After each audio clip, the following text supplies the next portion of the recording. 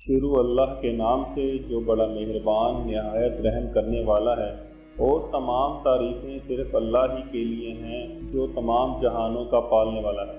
السلام علیکم ناظرین، آپ سب کو نالج زون 360 کی ایک اور ویڈیو میں خوش آمدید کہتے ہیں۔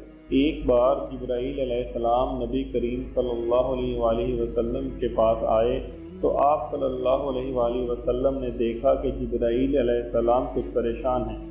آپ نے فرمایا کہ جبرائیل کیا معاملہ ہے کہ آج میں آپ کو غمزدہ دیکھ رہا ہوں؟ جبرائیل علیہ السلام نے عرض کی کہ اے محبوب، کل میں اللہ پاک کے حکم سے جہنم کا نظارہ کر کے آیا ہوں۔ اس کو دیکھنے پر مجھ پر غم کے آثار نمودار ہوئے ہیں۔ نبی کریم صلی اللہ علیہ وسلم نے فرمایا، جبرائیل مجھے بھی جہنم کے حالات بتا دو۔ جبرائیل علیہ السلام نے عرض کیا کہ جہنم کے کل 7 درجے ہیں۔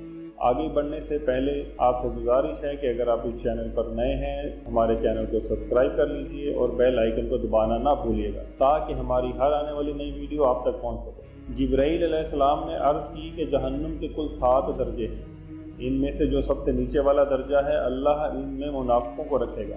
اس سے اوپر والے 6 درجے میں اللہ تعالیٰ مشرک لوگوں کو ڈالیں گے۔ اس سے اوپر 5ویں درجے میں اللہ سورج اور چاند کی پرستش کرنے والوں کو ڈالیں گے۔ 4تھے درجے میں اللہ پاک آتش پرست لوگوں کو ڈالیں گے۔ 3سرے درجے میں اللہ پاک یہود کو ڈالیں گے۔ 2سرے درجے میں اللہ تعالیٰ عیسائیوں کو ڈالیں گے۔ یہ کہہ کر جبرائیل علیہ السلام خاموش ہو گئے تو نبی کریم صلی اللہ علیہ وسلم نے پوچھا، جبرائیل آپ خاموش کیوں ہو گئے؟ مجھے بتاؤ کہ پہلے درجے میں کون ہوگا؟ جبرائیل علیہ السلام نے عرض کیا، اے اللہ کے رسول صلی اللہ علیہ وسلم، پہلے درجے میں اللہ پاک آپ کے امت کے گناہ گاروں کو ڈالیں گے۔ جب نبی کریم صلی اللہ علیہ وسلم نے یہ سنا کہ میری امت کو بھی جہنم میں ڈالا جائے گا تو آپ بے حد غمگین ہوئے اور آپ نے اللہ کے حضور دعائیں کرنا شروع کی۔ 3 دن ایسے گزرے کہ اللہ کے محبوب مسجد میں نماز پڑھنے کے لیے تشریف لاتے، نماز پڑھ کر حجرے میں تشریف لے جاتے اور دروازہ بند کر کے اللہ کے حضور رو رو کر فریاد کرتے۔ صحابہ حیران تھے کہ نبی کریم صلی اللہ علیہ وسلم پر یہ کیسی کیفیت طاری ہوئی کہ مسجد سے حجرے میں چلے جاتے ہیں، گھر بھی تشریف لے کر نہیں جا رہے۔ جب 3سرا دن ہوا تو سیدنا ابو بکر صدیق رضی اللہ تعالیٰ عنہ سے رہا نہیں گیا۔ وہ دروازے پر آئے، دستک دی اور سلام کیا، لیکن سلام کا جواب نہیں آیا۔ آپ روتے ہوئے سیدنا عمر رضی اللہ تعالیٰ عنہ کے پاس آئے اور فرمایا کہ میں نے سلام کیا لیکن سلام کا جواب نہ پایا، لہٰذا آپ جائیں، ہو سکتا ہے کہ آپ کو جواب ملے۔ حضرت عمر رضی اللہ تعالیٰ عنہ گئے تو آپ نے 3 بار سلام کیا لیکن جواب نہ آیا۔ حضرت عمر رضی اللہ تعالیٰ عنہ نے حضرت سلمان فارسی رضی اللہ تعالیٰ عنہ کو بھیجا لیکن پھر بھی سلام کا جواب نہ آیا۔ حضرت سلمان فارسی رضی اللہ تعالیٰ عنہ نے واقعے کا تذکرہ حضرت علی رضی اللہ تعالیٰ عنہ سے کیا۔ انہوں نے سوچا کہ جب اتنی عظیم شخصیات کو سلام کا جواب نہ ملا تو مجھے بھی خود نہیں جانا چاہیے، بلکہ مجھے ان کی نور نظر بیٹی حضرت فاطمہ کو اندر بھیجنا چاہیے۔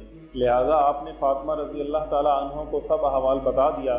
آپ حجرے کے دروازے پر آئیں اور کہا، ابا جان السلام علیکم۔ بیٹی کی آواز سن کر حضرت محمد صلی اللہ علیہ وسلم محبوب کائنات اٹھے اور دروازہ کھولا اور سلام کا جواب دیا۔ ابا جان، آپ پر کیا کیفیت ہے کہ 3 دن سے آپ یہاں تشریف فرما ہیں؟ نبی کریم صلی اللہ علیہ وسلم نے فرمایا کہ جبرائیل نے مجھے آگاہ کیا ہے کہ میری امت بھی جہنم میں جائے گی۔ فاطمہ بیٹی، مجھے اپنی امت کے گناہ گاروں کا غم کھائے جا رہا ہے اور میں اپنے مالک سے دعائیں کر رہا ہوں کہ اللہ ان کو معاف کر اور جہنم سے بری کر۔ یہ کہہ کر آپ صلی اللہ علیہ وسلم پھر سجدے میں چلے گئے اور رونا شروع کر دیا۔ یا اللہ میری امت، یا اللہ میری امت کے گناہ گاروں پہ رحم کر، ان کو جہنم سے آزاد کر۔ اتنے میں حکم آ گیا، وَلَسَوْفَ يُعْطِيكَ رَبُّكَ فَتَرْضَىٰ، اے میرے محبوب غم نہ کر، میں تم کو اتنا عطا کروں گا کہ آپ راضی ہو جائیں گے۔ آپ خوشی سے کھل اٹھے اور فرمایا، لوگوں، اللہ نے مجھ سے وعدہ کیا ہے کہ وہ روز قیامت مجھے میری امت کے معاملے میں خوب راضی کرے گا، اور میں بھی اس وقت تک راضی نہیں ہونا جب تک میرے آخری امتی بھی جنت میں نہ چلا جائے۔ یہ ویڈیو بناتے ہوئے میری آنکھوں میں آنسو آ گئے کہ ہمارے نبی حضرت محمد صلی اللہ علیہ وآلہ وسلم اتنے شفیق اور غم محسوس کرنے والے تھے، اور بدلے میں ہم نے ان کو کیا دیا؟ آپ کا 1 سیکنڈ اس ویڈیو کو دوسرے لوگوں تک پہنچانے کا ذریعہ ہے۔